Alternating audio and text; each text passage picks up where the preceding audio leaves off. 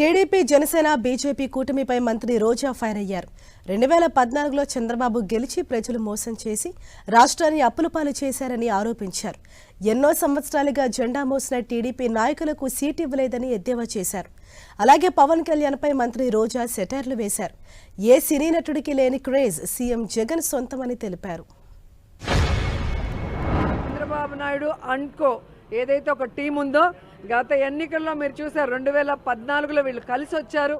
ఏ విధంగా ప్రజల్ని మోసం చేసి అధికారంలోకి వచ్చాక ప్రజల్ని గాలికి వదిలేసి ఏ విధంగా రాష్ట్రాన్ని అప్పుల్లో ముంచేశారో ఈ రాష్ట్ర ప్రజలు ఇంకా మర్చిపోలేదు.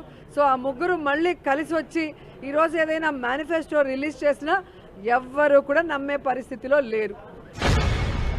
ఇదే తిరుపతిలో వెంకన్న సాక్షిగా ప్రత్యేక హోదా ఇస్తామన్నారు. వెంకన్న సాక్షిగా బాబు వస్తే జాబ్ వస్తుందన్నారు.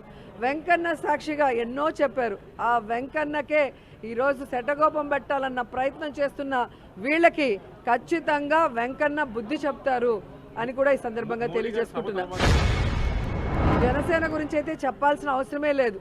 24 సీట్లు అన్నాడు, గాయత్రి మంత్రం అన్నాడు, అశోక చక్రంలో ఊచలు అన్నాడు. ఇప్పుడు 21కి ఇంకా త్రివిక్రమరావు డైలాగ్ రాసిచ్చినట్లేడు, అది చెప్పట్లేదు. ఆ 21లో కూడా దాదాపుగా 11 తెలుగుదేశం పార్టీ వాళ్ళు, మిగతా వాటిలో మెజారిటీ వైఎస్ఆర్ కాంగ్రెస్ నుంచి వెళ్ళిన వాళ్ళే ఉన్నారు. అంటే స్పష్టంగా పవన్ కళ్యాణ్ వెనక ఒక నాయకుడు కూడా లేడు అనేది ఇక్కడ అర్థమవుతుంది.